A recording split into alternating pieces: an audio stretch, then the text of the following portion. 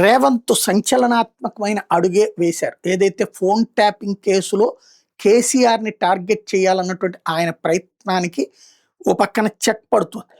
ప్రభాకర్ రావు విదేశాల నుండి వచ్చారు. తనని విచారణ ఇంతకుముందు అయిపోయింది. ఇప్పుడు అరెస్ట్ చేసి విచారిస్తామన్నారు. విచారణకి సుప్రీంకోర్టు కూడా ఓకే చేసింది. తను లొంగిపోవడం, అరెస్ట్ అవ్వడం, విచారణ చేయడం జరుగుతోంది కస్టడీలో. కానీ ఆశించింది జరగట్లేదు. ఈ సందర్భంలో అంటే కోరుకున్నది చెప్పట్లేదు.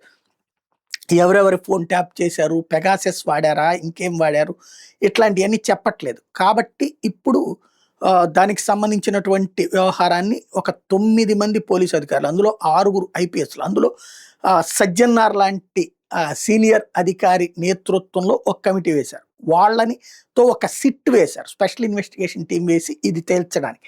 సుప్రీంకోర్టులో ఆల్రెడీ దీని మీదన విచారణ జరిగే సమయానికి సిట్ వేశారు. కాబట్టి మేము సిట్ వేసాం కాబట్టి సిట్ ద్వారా దీన్ని విచారించడానికి సమయం కావాలి కాబట్టి ప్రభాకర్ రావుని జైల్లోనే ఉంచుతాం అన్నటువంటిది కోర్టుకి చెప్తుంది. ఇది అంటే ఓవరాల్గా సజ్జన్నారు ఈ ప్రముఖ ఐపీఎస్లందరూ కూడా ప్రభాకర్ రావుని హ్యాండిల్ చేసి ఫైనల్గా ఆయన చేత చెప్పించాలి. కేసీఆర్ పేరు, కేటీఆర్ పేరు, ఇవన్నీ కూడా అవసరం కావాలనుకుంటే కవిత లాంటి వాళ్ళు కంప్లైంట్ కూడా ఇస్తారు. కాబట్టి ఆ దిశగా అడుగులు పడుతున్నాయి. మరి కేసీఆర్ని తనని జైల్లో పెట్టించిన కేసీఆర్ని జైల్లో పెట్టించాలన్నటువంటి రేవంత్ ప్రయత్నం సక్సెస్ అవుతుందా లేదో చూడాలి.